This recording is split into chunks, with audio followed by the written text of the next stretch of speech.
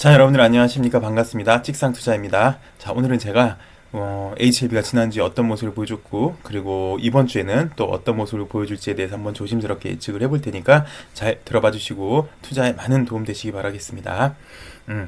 자, 우선 우리가 HLB를 투자를 하고 있잖아요. 여러분들이 HLB를 투자를 한 이유, 첫 번째, 리보세라닙의 약 때문에 그렇죠.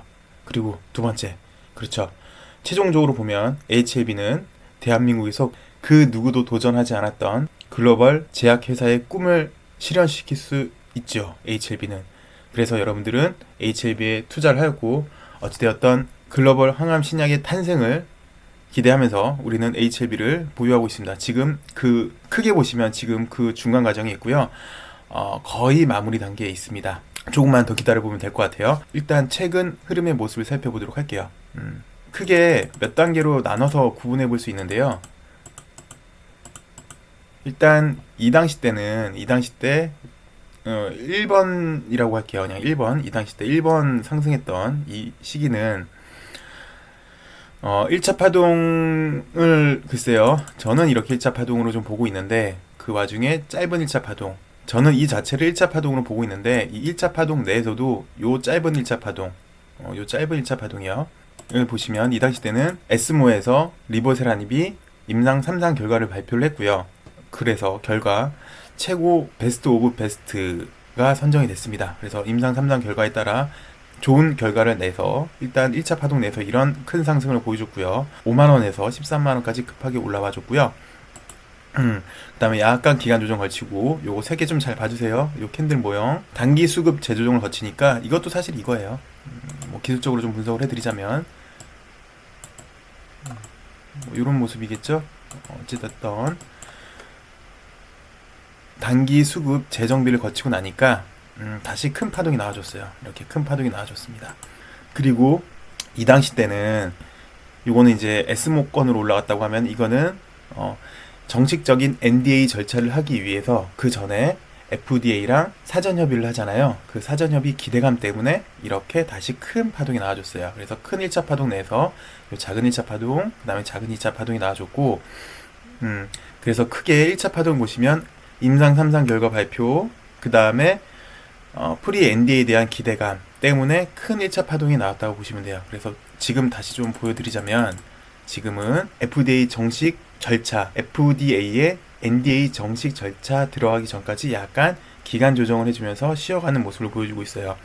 더 큰 그림에서 보신다면 이제 최종적인 목표는 FDA에서 신약 허가를 해줄 테고요. 이번에는 리보세라닙이 위암에만 관련된 것이지만 위암 3차, 4차 치료제지만 다음에는 간암도 있고 또 다음에는 병력요법도 있고 등등등 리보세라닙이 적용될 수 있는 게 많이 있잖아요. 그래서 큰 흐름으로 보시면 아마 지금이야 그 NDA 절차를 기다리는 중에서 이렇게 기간 조정에 있는 것이고요.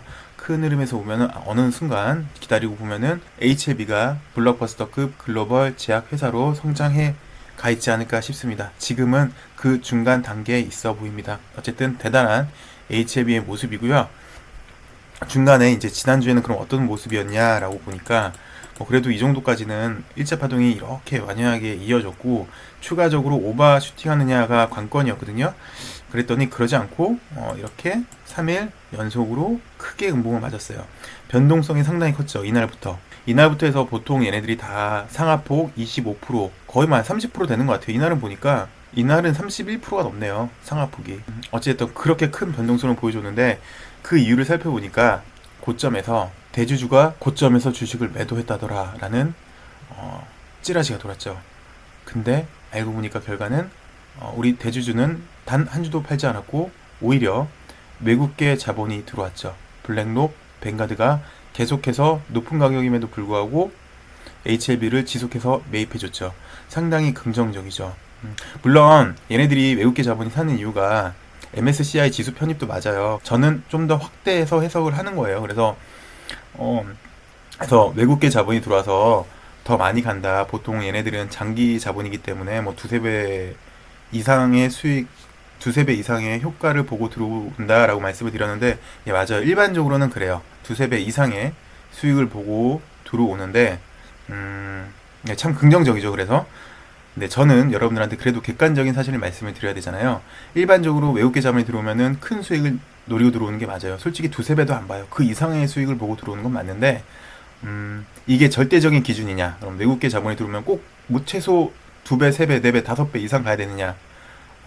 그게 절대적인 기준은 아니라는 거예요. 어떤 경우는 아닌 경우도 있기 때문에 그냥 제 얘기는 참고만 좀 해주십시오. 근데 일반적으로는 맞아요. 저는 이렇게 말씀을 드려야죠. 그래도 공개적으로 하는 얘기고, 여러분들 제 지금 방금 드렸던 말씀 때문에 더 공격적으로 투자를 하실 수도 있잖아요.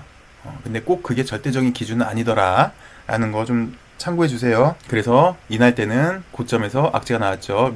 악성 루머가 나왔죠. 대주주 매도설. 그 결과 확인해 본 결과 아니다. 한 주도 안 팔았다. 오히려 글로벌 자산 운용사 1위, 2위가 오히려 더 사줬네요. 어쨌든 그랬고, 자, 두 번째 또 악재가 나왔죠. 리보세라닙 약은 가짜다. 이거 말도 안 된다. 그러면서 연구원들이 다 도망갔다더라 라는 루머가 돌기 시작을 했습니다. 뭐 구태여 말씀드릴 이유는 없을 것 같은데, 여기에 대해서는 뭐 에스모에서도 이미 검증된 약이고요. 다음에 뭐 리보세라닙이 OS 지표가 사실 좋지는 않잖아요. OS 지표가 좋지는 않잖아요. 말 조심하겠습니다. 괜찮아요. 괜찮은 수준인데 예상했던 것보다 안 좋잖아요. 근데 OS 지표는 절대적인 지표라고 꼭 집어 말하기가 그래요. 최근에는 OS 지표가 여러 암 환자들은 어찌되었던 암 치료를 위해서 이 방법도 써보고 저 방법도 써보고 그래야 되잖아요. 그래서 최근 경향은 OS 지표가 안 좋아지는 게 맞아요. 그래서 리보세라님도 그런 경우라고 보시면 될 것 같고요. 야, 그래서 그럼 OS 지표가 안 좋으니까 신약으로 허가가 안 나는 거 아니야? 라고 또 오해하시는 분들이 계실까 봐 말씀을 드리는데, 최근 12년간 FDA에서 신약으로 승인해준 그 결과의 통계를 보니까 OS 지표로만 신약을 허가해준 경우는 전체 허가 건수 중에서 30%가 안 돼요. 28%밖에 안 돼요. 그래서 OS 지표가 나쁘다. OS 지표가 훌륭하지 않다. 그런 루머를 이렇게 좀 퍼뜨렸는데, 그건 사실이 아니죠. 지금 방금 제가 말씀드렸죠. FDA에서 최근 통계자를 보니까 OS 지표가 절대적인 지표는 아니더라라는 내용이었습니다. 이거 혹시 궁금하신 분 있으면 제가 지난주 올려드렸거든요. FDA 최근 승인 경향 이러면서 통계자료를 제가 좀 갖다 놨고, 기타 다른 약들은 어땠는지 OS 지표랑 보여드렸으니까 한번 참고해 주시면 좋겠습니다. 그래서 이렇게 하락을 했어요. 3일 동안. 그리고 이제 반격의 시간이 됐죠. 이 당시 때 여러분들 상당히 힘들었는데 버텨내신 여러분들은 다시 추가 상승의 기쁨을 누릴 수 있는 기회가 오셨습니다. 단기 고점에서 과도하게 하락을 해서 기술적 반등이 나왔어요. 기술적 반등이 나오면서 종가가 약 23%에서 끝나줬고요. 그리고 그 다음날도 바닥에서 올라오는 힘을 바탕으로 해서 다시 한번 추가적으로 상승의 힘을 그대로 탄력이 이어진 그런 모습이었어요. 그래서 내일 그 다음날 다시 직전 고점 돌파하나라는 기대감을 가져줬죠. 근데 제가 보기엔 진짜 진 회장님은 이 바둑 둘 때 수를 읽어야 된다 그러잖아요. 수가 대단하신 분이신 것 같습니다. 여기 딱 보니까 그 다음날 전혀 좀 뭐 나쁘지는 않으나 좀 약간 뭐랄까, 보통 분들은 여기서 상승을 예상을 했는데 그냥 정말 평범한 마이너스 1% 정도 되는 음봉 밑골이 달리면서 마이너스 1% 되는 캔들이 만들어졌죠. 이 캔들 하나로 변동폭이 상당히 컸던 HLB 주식이 이제 변동성이 약화되면서 안정화됐어요. 안정화되면서 어제 뭐 위아래 정말 평형성을 맞춘 이런 샛별 형태가 나왔고요. 이런 걸 샛별이라 그래요. 십자가라고도 하고요. 샛별형이라고도 해요. 그 이유는 물어보시더라고요. 어떤 분이. 그래서 설명을 드릴게요. 시가 여기서 시작을 했다가 고가, 저가, 결국은 시가에서 끝난 거. 시가 부분에서 끝난 거.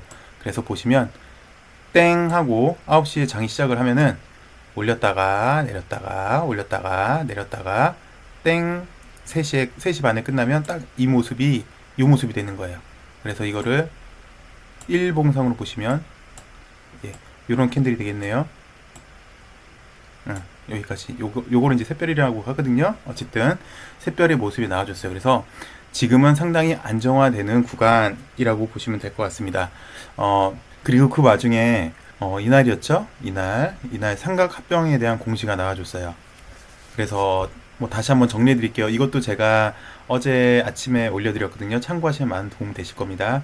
결론은 우리 HLB가 리보세라닙의 권리를 갖고 있는 알리바를 흡수합병해야 되는데 미국에 있기 때문에 곧장 흡수합병을 하지 못하고 HLB의 자회사를 미국에 설립을 했죠. 그래서 HLB USA 미국 법인이 탄생을 했죠. 그래서 HLB USA랑 알리바랑 결혼을 시켰죠. 결혼시키면서 리보세라닙 권리 갖고 와. 내가 HLB 주식 줄게. HLB는 리보세라닙의 권리를 갖고 오기 위해서 자회사의 지분을 사야 되잖아요.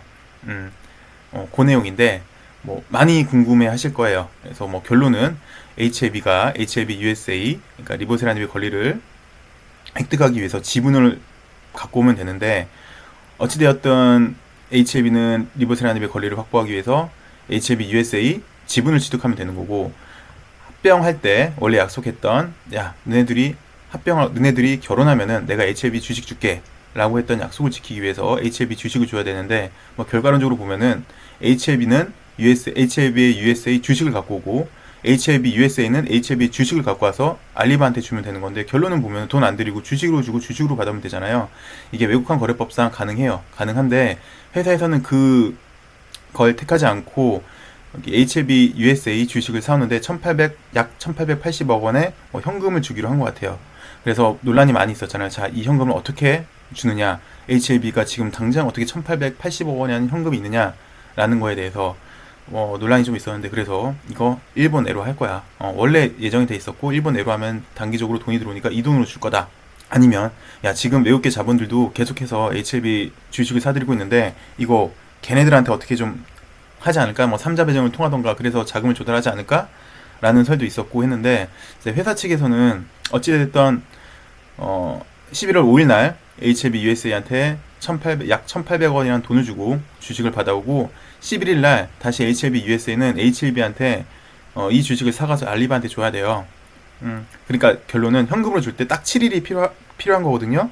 뭐 이 7일에 대한 자금 확보, 일주일간의 자금 확보를 했다고 회사 측에서 발표를 했으니까 그게 뭐 회사채를 발행했던지 아니면 단기 차입금을 했던지 아니면 뭐 보증신용장을 뭐 사용했던지 아니면 그냥 보증을 썼던지 그건 이제 회사에서 결정한 것 같고요. 그래서 어찌되었던 삼각합병이 마무리가 됐고 리보세라닙의 가장 중요한 리보세라닙의 권리를 HLB가 가져오게 된 게 확실해졌으니까 외국계 자본들은 좀 더 긍정적으로 HLB를 보고 있는 것 같아요. 그런 뉴스도 나왔었죠. 그게 이제 지난주까지 있었던 이슈고요. 지금은 그러면 어떤 모습이냐? 변동성이 상당히 큰 다음에 안정화되고 있어요. 그래서 저는 개인적으로 다음 주를 좀 조심스럽게 예측을 해보자면요. 사실 저는 이날이 상당히 인상적이었어요. 정말 신의 한 수를 둔 모습이거든요. 왜 그러냐면 사실 이때 이렇게 떨어질 때 이렇게 올랐을 때는 사실 주주 여러분들이 상당히 기분이 좋았지만 이렇게 올란 다음에 좀 옆으로 기던가 아니면 좀 완만한 조정을 해줬으면 별로 좋았을 이렇게 완만한 조정을 해줬으면 그나마 좀 괜찮았을 것 같은데 이렇게 고점 대비 급격하게 21만 원에서 13만 원까지 뭐 급격하게 하락을 하니까 많은 분들이 약간 좀 많이 당황하셨어요. 그래서 이때 올라오면 그래 난 고점에서 다시 팔고 저점에서 다시 살 거야 라고 솔직히 여러분들 생각하셨잖아요. 그죠? 솔직히 많은 분들이 그냥 우리 이거 나만 알고 있는 사실이니까 난 속마음만 그렇게 생각을 했으니까 그래서 아마 이날 올렸다면 아마 윗꼬리가 많이 달렸을 거예요. 그리고 대량 거래가 많이 나왔을 거예요. 그러면은 차트가 망가져요. 진심으로. 그리고 한 번 차트가 망가지면은 되돌리는데 시간이 좀 많이 소요가 돼요. 그럴 뻔했는데 그럴 수 있었었는데 정말 신의 한 수를 줬어요. 아무렇지도 그러니까 정말 평범한 이런 평범한 캔들을 딱 두니까 이렇게 변동성이 컸던 게 이날도 변동폭이 15% 이상이었어요. 17% 되겠네요. 변동폭이. 이 캔들 딱 하나 바둑 둘 때 돌 하나를 딱 두듯이 이 캔들 하나 딱 갖다 놓으니까 이렇게 변동성이 적어졌어요. 변동성이 적어지면서 상당히 안정화됐어요. 글쎄요, 조심스럽게 월요일, 화요일 정도까지 만약에 긴다면 월요일도 이 모습 아까 잘 보자고 그랬죠. 이 당시 때 모습, 일렬로 딱 맞추는 모습. 이 당시 때는 빨간 걸로 일렬을 꽉 맞췄는데 이번에는 어떤 걸로 파란 거일지 어떤 건지 좀 봐야 되겠지만 어쨌든 단기 수급 재정비를 하면서 재차 상승할 수 있는 그런 에너지를 응축을 하고 있어요. 그리고 또 차트를 또 보시면 올라가는 쌍바닥이라고 하나요? 이런 걸 갖다가 올라가는 쌍바닥의 형태를 보여줄 것 같아요. 이틀 더 쉰다면 올라가는 쌍바닥의 형태도 만들고 있고 수급 자체는 이 당시 때 곧장 올린 것보다 한 번 더 수급 재정비를 하고 올린다면 차트가 상당히 세련돼져요. 그래서 곧장 안 올리고 옆으로 한 번 더 기간 조정, 수급 재정비를 해주니까 상당히 좀 더 깔끔한 차트의 모습이 나왔고 상당히 더 세련된 차트의 모습이 나와줬어요. 그래서 좀 조심스럽게 다음 주 이내에는 특별한 악재가 없는 한 2, 3일 정도 더 쉬고 월요일, 화요일 정도 쉬고 그 다음 정도에 재차 상승할 수 있는 그런 여력이 되지 않나라고 조심스럽게 예측을 한번 해봤습니다. 일단 제가 오늘 지금 이렇게 말씀드린 거는 단기적인 예측인 거고요. 투자에 좀 잘 참고해 주셨으면 좋겠습니다. 성원에 항상 감사드리고요. 즐거운 주말 보내시고요. 저는 더 좋은 영상으로 찾아뵙겠습니다. 감사합니다.